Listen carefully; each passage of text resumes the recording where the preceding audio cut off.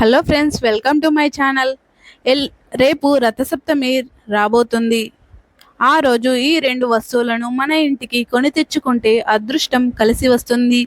మాఘశుద్ధ సప్తమి సూర్య భగవానుడు పుట్టిన తేదీ. సకల జగత్తుకు వెలుగునిచ్చే సూర్యుడు ఈ వ్రతాన్ని ఎక్కి తన దిశా నిర్దేశాన్ని మార్చుకునే రోజు. ఇది భూమిపై జీవరాశులను సుభిక్షంగా మనం వెలుగుతున్నామంటే అందుకు గల కారణం సూర్యుడే. ఈ కారణంగానే బాణుడికి కనిపించే దేవుడు అని అంటారు. ముఖ్యంగా భక్తులు సూర్య జయంతి రోజు సూర్యుడిని ఎక్కువగా పూజిస్తారు.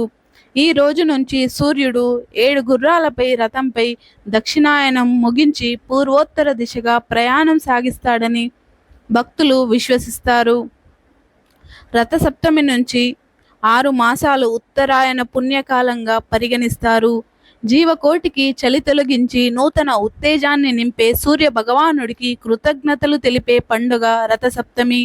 రథసప్తమి అందు రోజు రాత్రి ఉపవాసం ఉండి మరునాడు ఉదయం సూర్యోదయానికి ముందుగానే నిద్రలేచి స్నానం చేయాలి.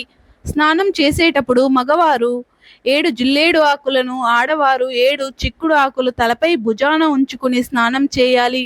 అలా స్నానం చేసేటప్పుడు సప్త అశ్వములు గల ఒక సప్తమి నీవు సకల భూతములకు లోకములు జనని సూర్యునికి తల్లివైన నీకు నమస్కారము అని ఒక నమస్కారం చేసుకోవాలి.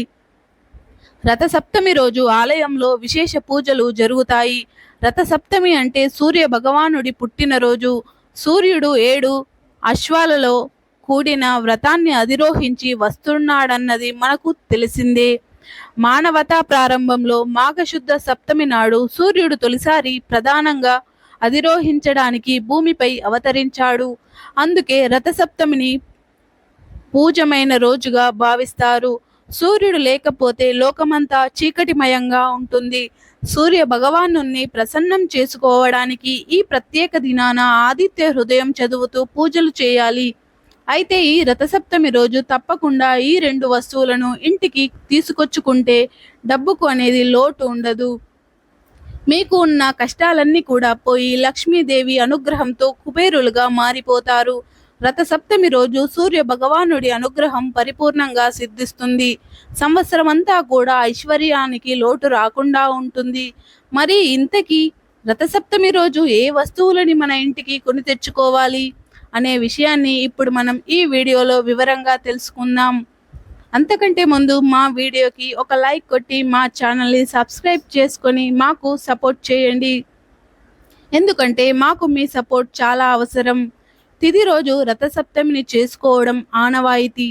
సూర్య దేవాలయంలో వెళ్ళి ప్రత్యక్షంగా పూజలు అందుకుంటున్నాడు. సూర్యుడు వర్షాన్ని ఇస్తాడు, శరీరానికి కాంతిని ఇస్తాడు, ప్రపంచాన్ని చూడగల కంటికి వెలుగునిచ్చి అన్నింటినీ చూసే శక్తిని ఇస్తాడు. అక్కడ పుట్టే వివిధ క్రిమి కీటకాల ద్వారా వ్యాధులని రానీకుండా రక్షిస్తాడు. సూర్యుడు ఆరోగ్య ప్రదాత. ఉత్తరాయణ పుణ్యకాలంలో సూర్యుని గమనం దక్షిణ దిశ నుంచి ఉత్తర దిశకు మారే పర్వదినమే రథసప్తమి. రథసప్తమి నాటి బ్రహ్మ ముహూర్తంలో ప్రముఖ నక్షత్రాలని ప్రధాన కారణంలో అమరి ఉండి సూర్య రథాన్ని తలపిస్తాయని ప్రతీది. ఈ రోజు నుండి సూర్యుడికి భూమి దగ్గర అవడం ప్రారంభిస్తుంది.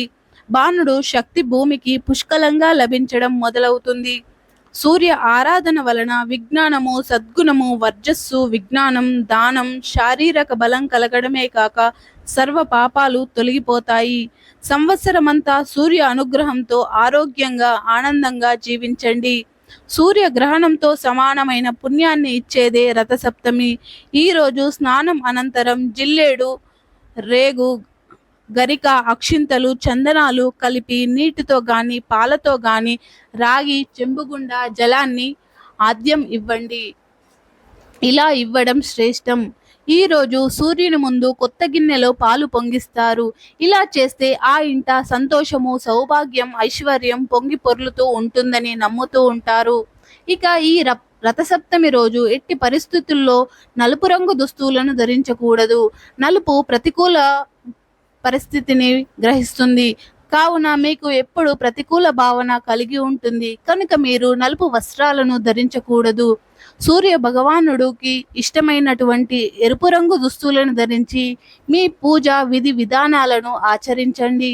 సూర్య భగవానుడికి ఇష్టమైనటువంటి ఎరుపు రంగు దుస్తులను ధరించి పూజ చేస్తుంటే ఆ సూర్య భగవానుడి ఆశీస్సులు మీకు కలుగుతాయి. ఆ తర్వాత సూర్యుని ఎదురుగా పాయసాన్ని చేసి చిక్కుడు ఆకులతో నివేదన చేస్తారు. ఎర్ర చందనము, ఎర్రని ఆకులు, ఎర్రని పువ్వులతో సూర్యుణ్ణి పూజిస్తే ఆయురారోగ్యము, సంతానము కలుగుతుందని ప్రతీది. ఈ పవిత్రమైన రోజున గురువుల నుండి ఈ మంత్ర ఉపదేశం పొందిన స్త్రీలు కొత్త నోములు ప్రారంభించిన విశేష ఫలితములు వస్తాయని ప్రతీది. సూర్యుడు ఉదయించడానికి 48 నిమిషాల ముందు సూర్యుని మందేహులనే రాక్షసులు ప్రయాణించకుండా అడ్డుకుంటారు. ఆ సమయంలో ఎవరు సూర్యుని బలం పెరగడానికి ఆదిత్య హృదయం, సంధ్యావందనం లేక సూర్య ఆరాధన చేయడం ఇవేమీ చేయలేని వారు 4 దోసెడులతో మీరు వదిలి నమస్కారం చేసుకోండి. వారికి సూర్యుని అనుగ్రహం విశేషంగా లభిస్తుంది. ఎందుకంటే సూర్యుడు నమస్కార ప్రియుడు. పూజలు ఏమీ అవసరం లేదు. భక్తి శ్రద్ధలతో ఆయనకు నమస్కరిస్తే చాలు, ఆయన అనుగ్రహాన్ని కురిపిస్తాడు. కనుక రథసప్తమి రోజు అందరూ కూడా ఈ నియమాలు పాటించి సూర్య భగవానుడి అనుగ్రహాన్ని పొంది ఆయురారోగ్యాలతో జీవించండి. రథసప్తమి పూజ విధి విధానాన్ని తెలుసుకుందాం. ఇప్పుడు అదేలాగో తెలుసుకుందాం. రథసప్తమికి చిక్కుడుకాయలతో రథం తయారు చేస్తారు. 7 చిక్కుడుకాయలతో చీపురు పుల్లతో రథం తయారు చేస్తారు. ఈ రథం మీద సూర్యుణ్ణి పిలుస్తూ ఉంటారు. చిక్కుడు ఆకుల్లోనే ప్రసాదం పెట్టి నివేదన చేస్తారు. పూర్వం రోజుల్లో అయితే చిక్కుడు కాదు, సూర్యకిరణాలు పడే చోట పొయ్యి పెట్టుకొని ప్రసాదం చేసేవారు. ఈ అవకాశం ఉంటే చేసుకోవచ్చు, లేదంటే సూర్యకిరణాలు పడే చోట చేసుకున్నామని ఏదీ కుదరకపోతే ఇంట్లో స్టవ్ మీద చేసుకున్నా సరిపోతుంది.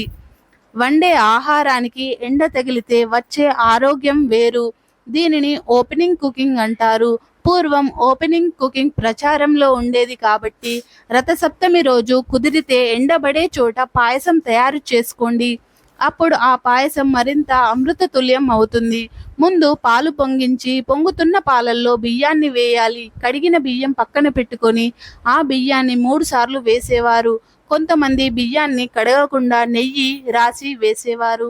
ఇంకొంతమంది ఎవరి అలవాటును బట్టి వారు పాయసం చేసుకుంటూ ఉంటారు. పొంగిన పాలను సూర్యనారాయణమూర్తికి చూపించి నమస్కారం చేసుకుని బియ్యం వేయాలి.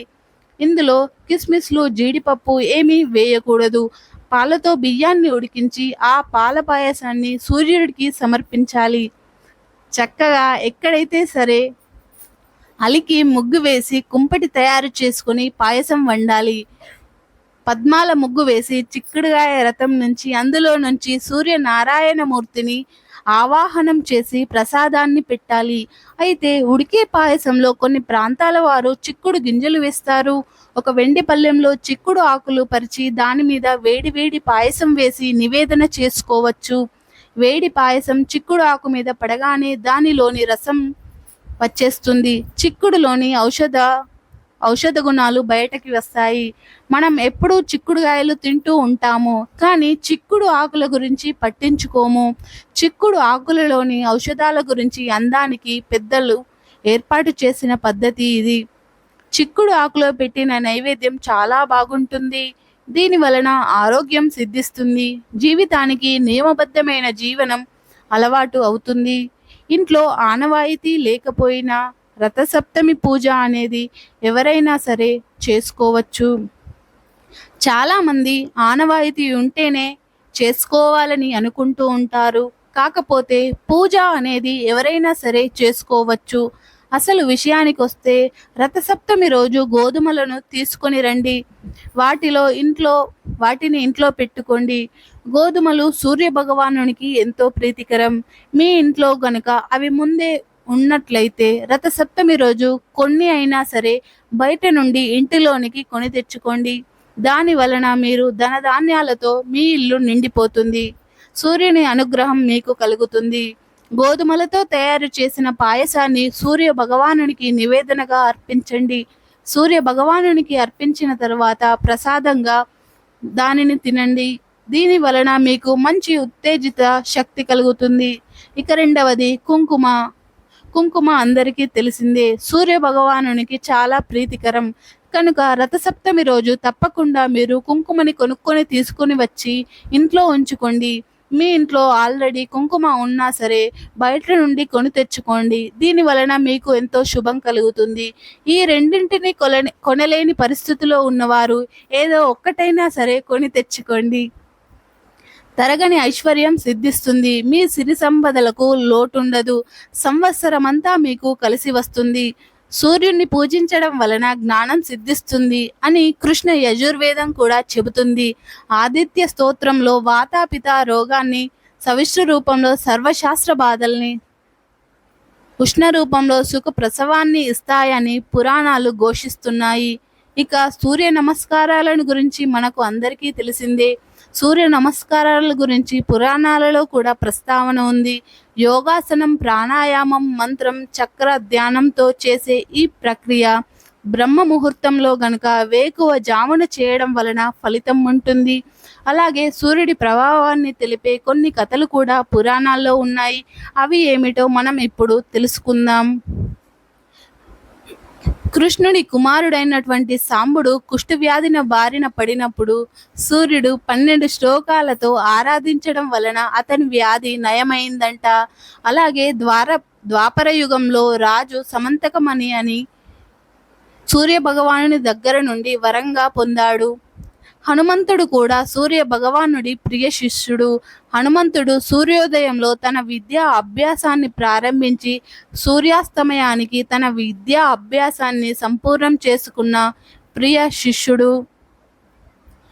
బంగారం, వెండి, రాగి ఇలాంటి వాటిని రథసప్తమి రోజు దానం చేయాలి.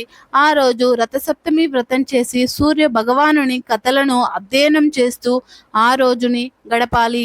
దీని వలన అష్ట ఐశ్వర్యాలు మీకు సిద్ధిస్తాయి.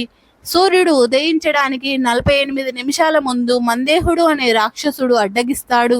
ఈ సమయంలో సూర్యునికి శక్తి పెరగడం కోసం ఆదిత్య హృదయం, సంధ్యావందనం, సూర్య నమస్కారం లాంటివి చేయాలి. సూర్యుడు నమస్కార ప్రియుడు కావున నమస్కరిస్తే సరిపోతుంది. పూజలు ఏవి అవసరం లేదు. దీని వలన వారికి సూర్య భగవానుని ఆశీస్సులు కలుగుతాయి. ఈ వీడియో కనుక మీకు నచ్చినట్లయితే లైక్ చేయండి, షేర్ చేయండి, సబ్స్క్రైబ్ చేసుకోండి. పక్కనే ఉన్న గంట సింబల్ని యాక్టివేట్ చేసుకోండి. వీడియో కనుక మీకు నచ్చినట్లయితే కామెంట్ బాక్స్లో ఓం ఆదిత్యాయ నమః అని తప్పకుండా కామెంట్ చేయండి. Thank you for watching. నేను మీ నేస్తం.